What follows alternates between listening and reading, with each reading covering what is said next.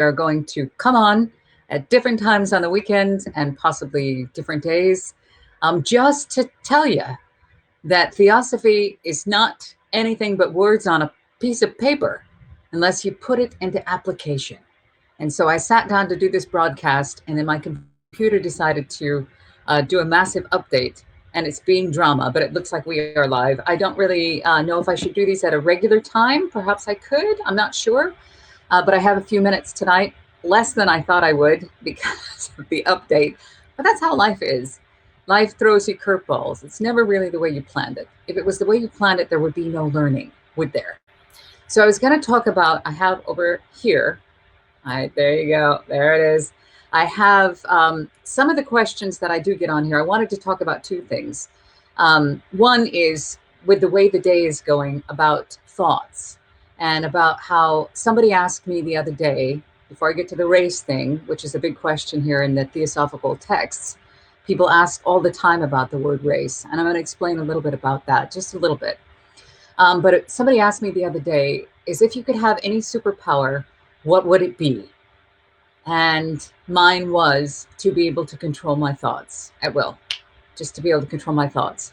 Because the universe is mental. We talk about this all the time on this channel. We talk about this all the time in the teachings of Theosophy, is that if we knew the power of our thoughts, we would be able to literally achieve happiness. It is our thoughts that keep us prisoner. It's true. The consciousness that created this universe is the same consciousness that is in your brain and in your head. And it is not just your brain. It is your thoughts. That's what's causing our suffering. So I thought my answer would be to be able to control my thoughts all the time. That would be happiness. I'd be able to achieve happiness. There's a quote, and I'm not sure if I can get this correct. I should have pulled it up, but I always say I do these without prep. And without prep is good. I think that's more authentic. It's more organic. It's more normal than just a presentation where I've thought about it and planned and rehearsed it, and I've got the, the slides up. There's value in those. There is. But I think when you just sit down and you talk about what you know and where you're at currently, I think it's just a little bit more genuine sometimes when you're talking about Theosophy and practical application. There is a quote that says, hang on, let me think. Where's it go? It's about thoughts, and I've just lost that thought. But it's talking about the prison of your thoughts, and how if you realize that literally everything about your life right now is a manifestation of your thoughts. It's true.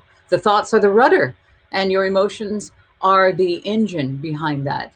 In the Kabbalion, it talks about the law of thinking and how to change your thinking. And then what we're looking at is a reaction to that. It's manifesting. It is manifesting. People talk about the law of attraction all the time.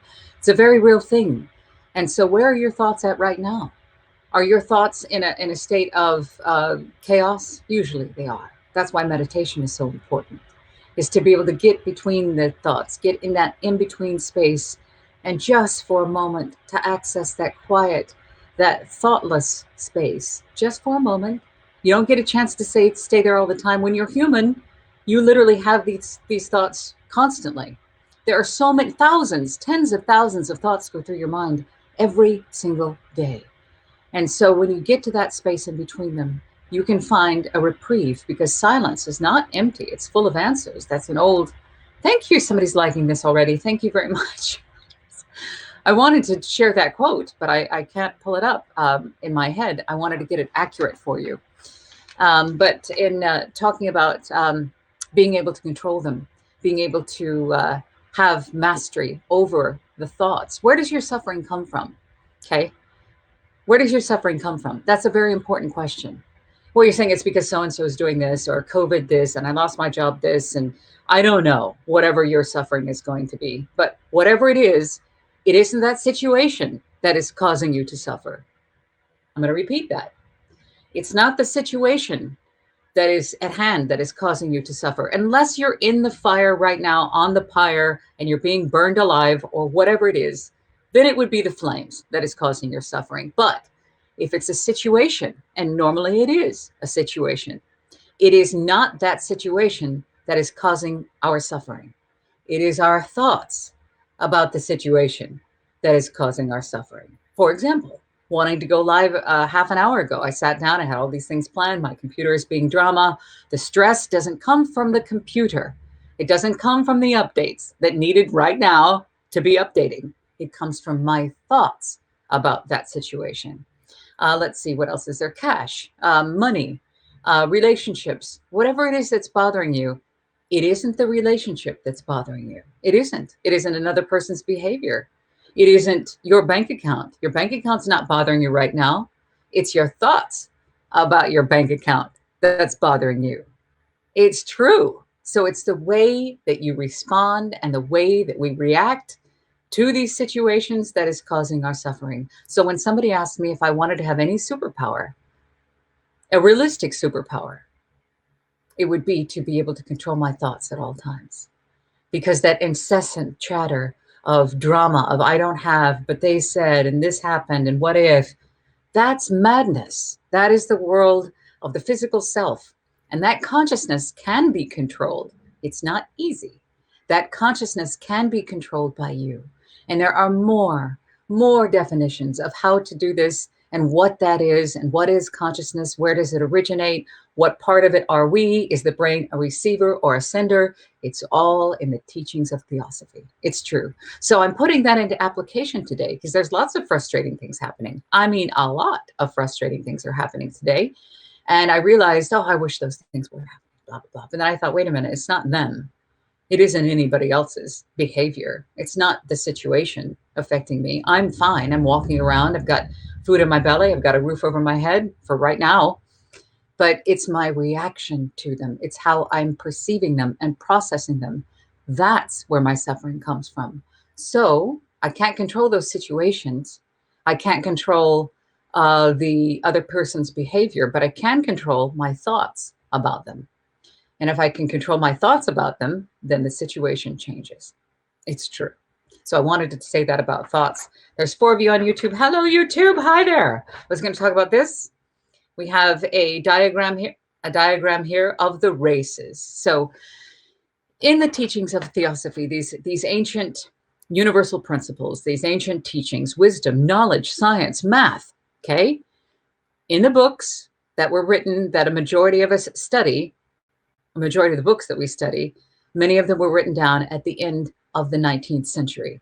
I get a lot of people that comment on these videos and other videos that race is an issue, the name word race, and race is an issue. Racism is an issue. I do not understand how, as humans in the year 2021, that we are still freaking out about the appearance of another human being, a physical attribute. It just doesn't make any sense. Our planet is round. There are different climates all over the planet. Where you originated, you're going to have features from that space. As we travel around the planet, there will be more melanin in the skin of people who were born or where they grew up in because of the sun. And there will be lighter skin where there was not so much sun. Okay, that's it. That's all that it is. It's a physical feature based on planetary origin. That's it.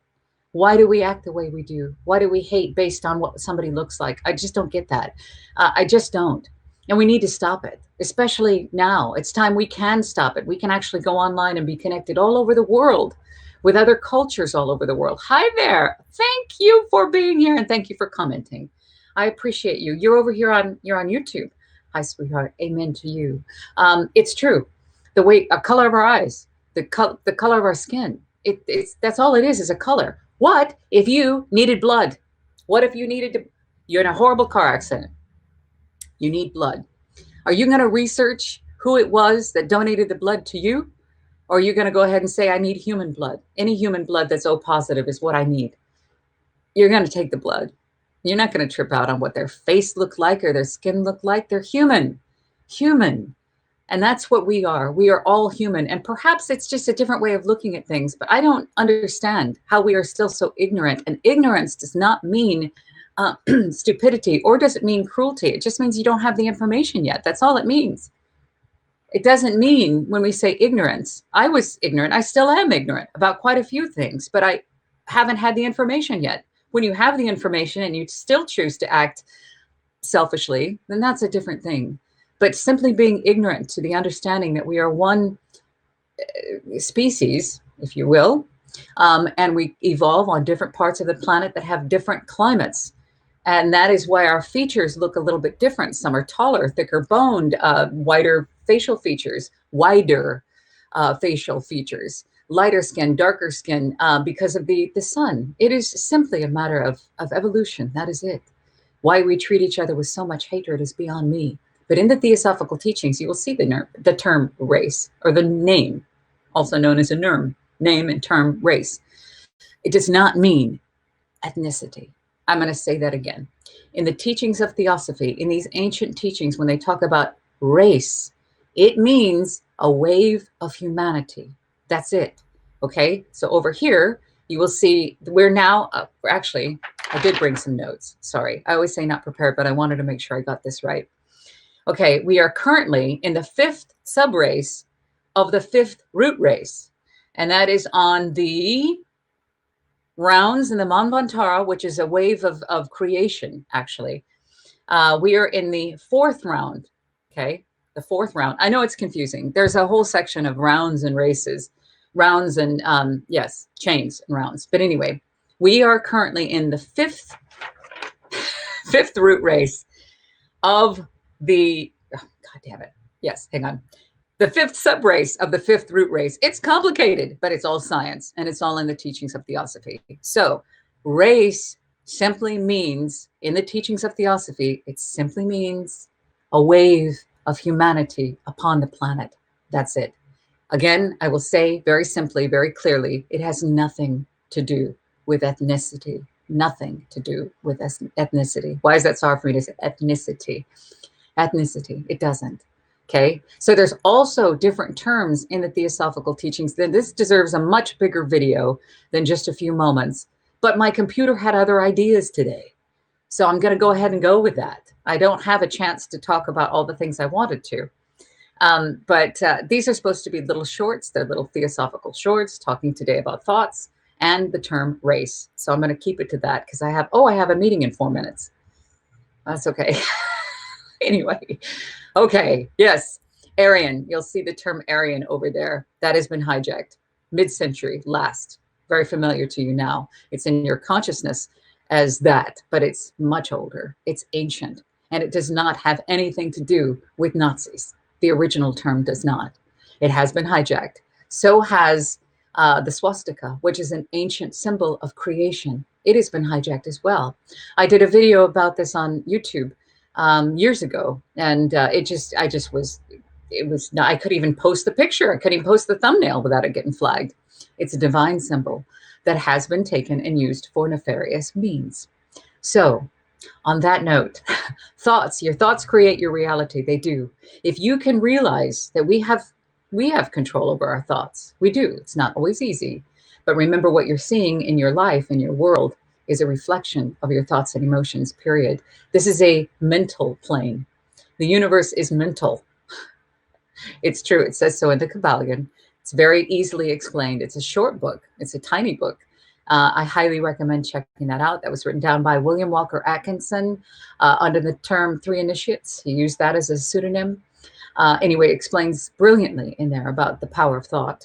But there's also other texts as well. So you don't have to get your information here. You don't. But if you come here and you find this video to be helpful, there is more information on this channel. And just Google the term Theosophy. Theos meaning gods, Sophia meaning wisdom. I do these little shorts every weekend because I like to talk about what is happening in my life at that time. This weekend, it's not a perfect weekend, but if I can get a hold of my thoughts and I channel that, I will see results, because it isn't the situation that is causing you pain.